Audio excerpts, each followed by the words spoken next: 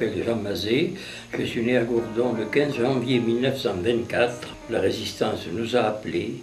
En 1942, Jean Admirat m'a fait appel, j'avais 18 ans, que la résistance, on allait avoir besoin de moi.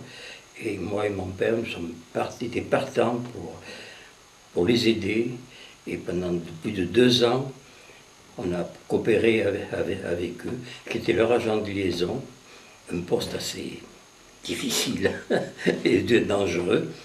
Et j'ai toujours assumé tous les services, tout ce qu'ils m'ont demandé. J'ai amené tous les jeunes qui voulaient partir en Allemagne.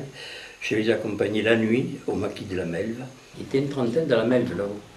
Ils avaient agrandi, la cabane avait été agrandie rapidement. Il y en avait une trentaine. Et donc le maquis a été dénoncé. Il a été attaqué fin mars 1944. Il a été brûlé par le VMR. Alors ils se sont répartis sur Saint-Cyr-Madelon et puis un peu à Laval, un peu partout, quoi. Il a fallu qu'ils se disloquent. Puis alors après, bon, préparation du débarquement, et puis c'était fin mars, donc vous voyez, le débarquement a eu le 6 juin, on a eu 2 mois de préparatifs, quoi. J'allais partout où tous les chefs de la résistance ne pouvaient pas se faire voir, parce qu'il fallait qu'on les voie nulle part. Alors c'est moi qui allais à leur place, j'étais à la gare, prendre les messages importants pour le débarquement, pour tout. C'est moi qui fonctionnais là-dedans. Et personne ne se doutait à Gourdon de ce que je faisais. Donc, il fallait se méfier un peu de tout le monde, surtout les miliciens qui ne sachent rien de ce qui se passait. Et heureusement que nous, à la Madeleine, chez mes parents, les armes étaient enterrées. Elles étaient enterrées à la maison. Et heureusement qu'on n'a jamais été dénoncé, parce que si on avait été dénoncé, qu'ils aient trouvé ça, je crois que Gourdon aurait payé dur. Hein. En janvier-février 1944, le soir on se couchait, on ne fermait pas la porte à clé, mais dans la nuit, il y avait toujours un résistant qui venait pour coucher à la maison. Alors il y a la porte ouverte, il rentrait le matin, on disait tiens, dans la chambre, il y a du monde. Et puis ça allait récupérer. Eh bien oui, ils avaient des missions qu'ils faisaient, mais on ignorait totalement. On ignorait totalement les missions que faisaient. On essayait de le dire le moins possible au cas où elle est arrêtée, qu'il ne puisse pas parler. Parce que sous la torture, on ne sait pas ce qu'on peut faire. Vous savez, quand on vous arrache les ongles, tout ce qu'ils font, ils ont dit qu'ils ont parlé, mais il faut bien se dire une chose, même quelqu'un qui parle sous la torture,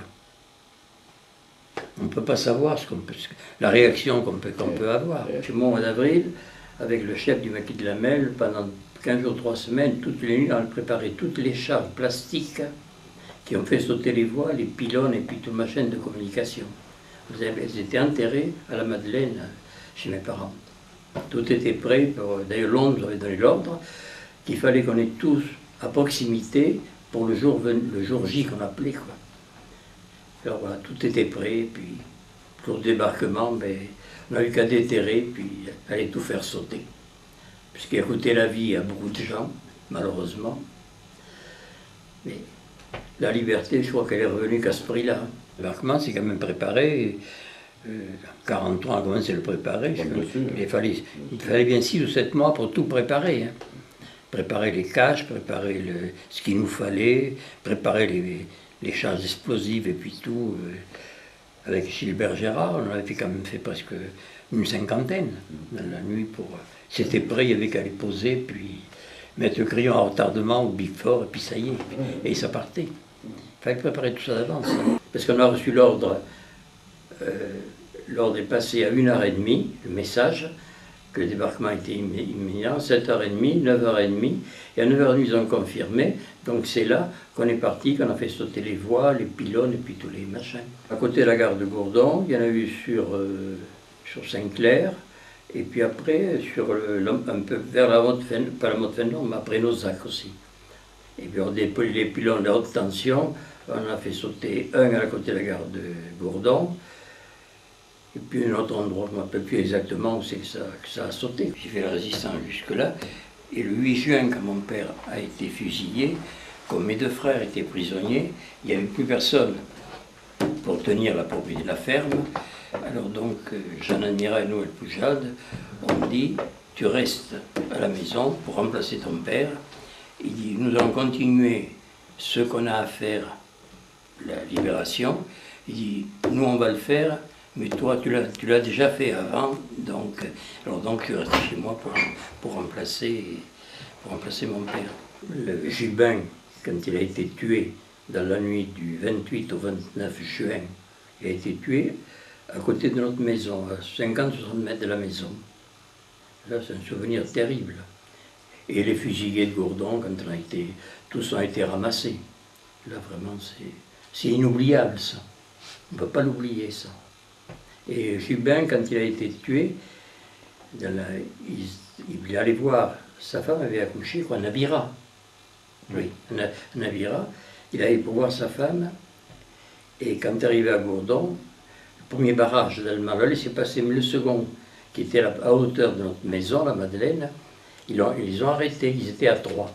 Alors il y en a 2 qui se sont sauvés dans l'avenue Henri Massé maintenant, qui est encaissé, mais lui, il est passé, et à minuit, a entendu, il a crié « Vive la France », ils l'ont tué quoi 50-60 mètres de la maison, à peu près. Et à peu près. Alors les Allemands, ça tirait tellement qu'avec ma mère et ma soeur, nous sommes restés couchés sur le plancher de la cuisine une demi-heure, que les balles, on entendait les balles qui tapaient, qui rentraient dans les murs. Alors je vais vous dire que... Et à minuit et demi, les Allemands sont remontés, ils sont revenus à la maison, alors là, ils étaient fous, ils étaient déchaînés. Ils ont jeté sur la table son revolver, son ceinturon, son portefeuille, puis des papiers qu'ils lui avaient pris. Les terroristes, Vignes, Caput, ils étaient déchaînés. Là. On disait, qu'est-ce qu'ils vont nous faire? On se demandait, on se posait la question. Et à un moment donné, il y a peut-être bien 10 minutes ça durait, il y a un Allemand, il était à côté de moi, puis il était assis, il était à côté de moi, il met la main à la poche, il sort 2-3 paquets de cigarettes qu'il lui avait pris dans les poches, et elles étaient pleines de sang. Ils les ont fumées, avec le sang. Ça, alors là, ça m'a écœuré complètement. Quand la libération a eu lieu, bon, on était contents, on était heureux, et de l'autre côté, on était malheureux, parce qu'on avait quand même perdu nos principaux. Mon père, Vertézen, Jean Mira. Alors, tout ça, ça a gâché la joie de la libération. Là, il faut l'avouer, il faut dire franc. Et ça, on était heureux, on était content de dire, mais il manquait les principaux. Ils n'étaient plus là. Et s'ils avaient été là, ça aurait été encore la grande foi.